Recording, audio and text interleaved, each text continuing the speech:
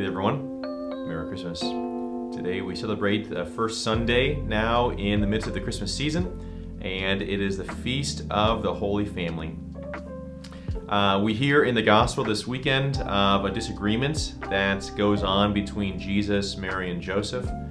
Jesus, who stayed back at the temple, and Mary and Joseph got in the caravan and began back home and left Jesus. And realizing that Jesus, the Christ child, was not with them, they rushed back to Jerusalem to find the Christ child and don't exactly see eye to eye on what had happened.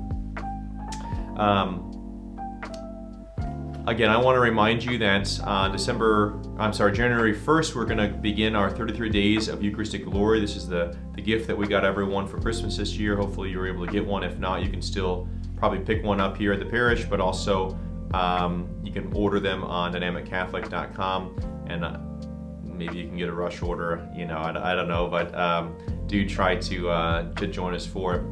I think it'd be really cool if families did this. Obviously, families can struggle to all be on the same page, especially the older the children get. Just naturally speaking, there can be some disagreements on how best to do everything, and it seems like that frequently happens with families. One of the things that we call the Eucharist is Holy Communion.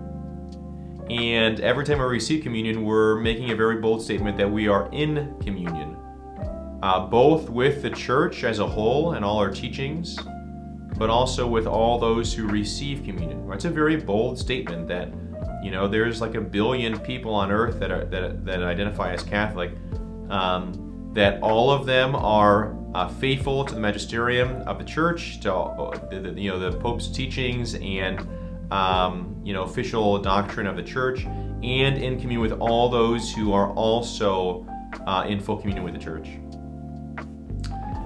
But sometimes in our families, we don't have great communion. We don't have great unity. It could be really awesome for families to do this together. I've read through the book so I can get ready for all the reflections. I don't think there's anything in here that would be inappropriate for a whole family to hear, and I think all of it would be good for a whole family to hear. I think it'd be really powerful to see a whole family do a Eucharistic consecration together, to consecrate their lives and their family life to the Eucharist, right? The greatest gift of all, to be gift then to each other. There's also a Eucharistic spiritual communion at the end of each of the pages, each of the chapters. I think it'd be pretty powerful if in your night prayers and your morning prayers every day, as a family, we made this. There can naturally be disagreements amongst family members,